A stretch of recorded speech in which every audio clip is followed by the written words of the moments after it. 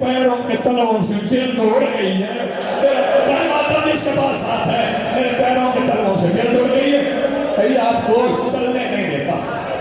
گردن زخمی, کان زخمی, ہاتھ زخمی. شہزادی سفر میں ساتھ, شہزادی سفر میں ساتھ. ایک مقام ایسا آیا جہاں پہ شبر جانوروں کو پانی پلانا تھا. اس نے حارث بن نوفل حرام زادے کو بلا کے کہا, میں دوسرے جانوروں کو پلاتا ہوں, تو ان گھوڑوں کو پلا. یہ گھوڑوں کو پانی پلانے. سکینہ کی نظر تھی بھائی کے سجینوں پر, چاہتی تھی گرم ہو گئے ہیں گرمی سے, تھوڑا سا پانی مل جائے, میں زنجیر پھٹے کر دوں. حارث بن نوفل گھوڑوں کو پانی پلانے کے بعد مشق میں بچا ہوا پانی سکینہ کے سامنے لا کے زمین پہ گرانے لگا. اللہ کرے میں سمجھا سکوں, جب زمین گیلی ہو گئی نا تو سنو گے سکینہ نے کیا کیا, اپنے بندے ہاتھوں سے گیلی مٹی اٹھا کے سجاد کے زنجیروں کو رکھتی تھی. یہ نہیں کہتی تھی میرے کان دکھتے ہیں, کہتی تھی سجاد زنجیر کچھ ٹھنڈے ہو گئے. سیدہ سلامت رکھے جو ماتم کی تیاری کرنے بیٹھو, سینے پہ ہاتھ بھی مارتے آنا, ماتم بھی کرتے آنا.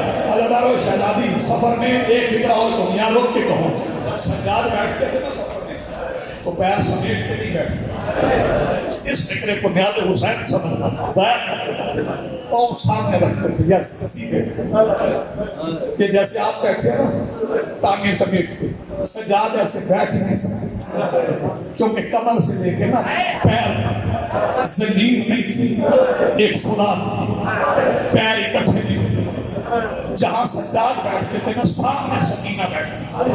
اور مجھے جلالپور والوں بتاؤ, کوئی چھوٹی سی بہن اپنے بھائی کے پیر میں کانٹا چھپا ہوا دیکھ لو, کیا کرتی ہے؟ کوشش کرتی کسی طرح کانٹا بھائی کا میں نکال دوں, اسے تکلیف بھی نہ ہو.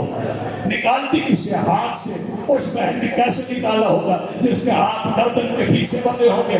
آپ نے بتاؤ نکالتی کیسے تھی؟ اٹھتی تھی, بھائی کے پیروں کے بوسے بھی لیتی تھی. میں انہیں معرفت والا سمجھتا ہوں جو اس فکرے پہ روئے ہو.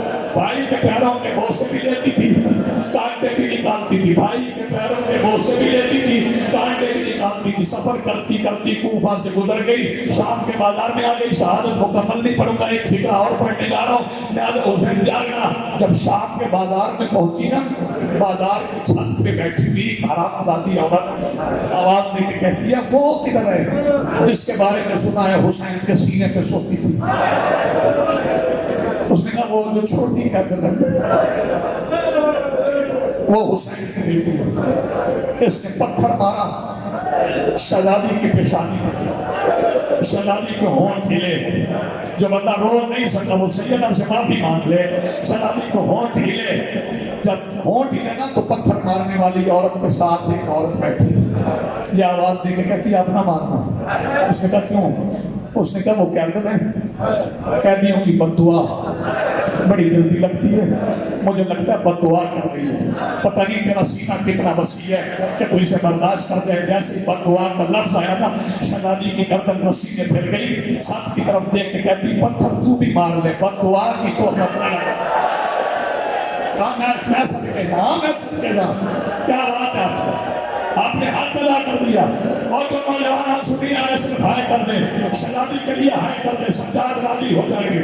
سکینہ دربار میں سفر کرتی کرتی, بازار میں سفر کرتی کرتی آ گئی دربار. شہزادی آ گئی دربار. دربار میں بیٹھی تھی شہزادی. میں نے کہا آپ نے سن لیا؟ میں نے کہا آپ نے سن لیا؟ دربار میں بیٹھی تھی. نا نا نا نا نا, اس کے کھڑے ہونے کی وجہ سے 9 بیویاں روک. جب کمر سیدھی کرتی تھی گردن گھٹتی تھی. شہزادی کھڑی تھی, شہزادی کھڑی تھی, بے غیرت تخت پہ بیٹھا تھا. اس کے تخت کے ساتھ سفیر روم بیٹھا تھا. سفیر روم کہتا ہے وہ بچی کون ہے؟ نہیں سمجھو, بیٹی حسین کی لفظ وہ بچی کون ہے؟ کہتے کون سی بچی؟ کہتے وہ جو کبھی دایاں پاؤں اٹھاتی کبھی بایاں پاؤں اٹھاتی, وہ بچی کون ہے؟ اس نے بلایا شکر کو، کہتا یہ بچی کون ہے؟ کہتا یہ وہی بچی ہے جو حسین کے سینے کا تاقیف ہے، جو شبیر کے سینے پہ سوتی ہے۔ کہتا ہے اس بچی کی گردن رسی سے کھول، بچی کی گردن رسی سے کھلی۔ شہزادی تھوڑا سا آگے بڑھی، بازار کی زمین سرخ ہوئی، جب سامنے آئی نا یہ آواز دے کے کہتے میں نے سنا تیرا باپ تجھ سے بڑا پیار کرتا تھا۔ شہزادی آواز دے کے کہتی ہاں میرا بابا مجھ سے بڑا پیار کرتا تھا۔ کہتا ہے اگر تیرا باپ پیار کرتا تھا پھر تجھے کھانے کے لیے کیا دیتا تھا؟ شہزادی فرماتی میرا بابا مجھے زانوں پہ بٹھا کے بسرے کی کھجوروں کی گٹھلیاں نکال کے درود پڑھ پڑھ کے کھلاتا تھا۔ یہ کہتا اگر دربار میں کھجوریں مل جائیں کھاؤ گی؟ بیوی نے خود فیصلہ نہیں کیا، آپ نے عالمہ غیر معلمہ پھوپھی کی طرف دیکھا۔ شہزادی نے بیٹی کو اجازت دی اگر بابا کی اجازت ملتی ہے، بابا کے صدقے ملتے ہیں تو کھا لے۔ یہ حرامزادہ اپنے ہاتھ میں پڑی ہوئی چھڑی سے ہونٹوں پہ لگا کے نیچے پڑی ہوئی ایک تھالی پہ کہتا ہے یہ ایک تھالی ہے، اس میں ایک کپڑا ہے، کپڑے کے نیچے کھجوریں ہیں، آگے بڑھ کپڑا ہٹا کھجوریں کھا۔ شہزادی چلی تخت کی طرف، بی بی زینب کا منہ اٹھ گیا آسمان کی طرف، آواز دے کے کہتی اللہ جو پہلے مارے گئے میرے بیٹے تھے، یہ شرابی کا دربار ہے، یہ میری سکینہ ہے۔ آخری فکرہ میں بن سن لو، جب شہزادی آئی تخت کے سامنے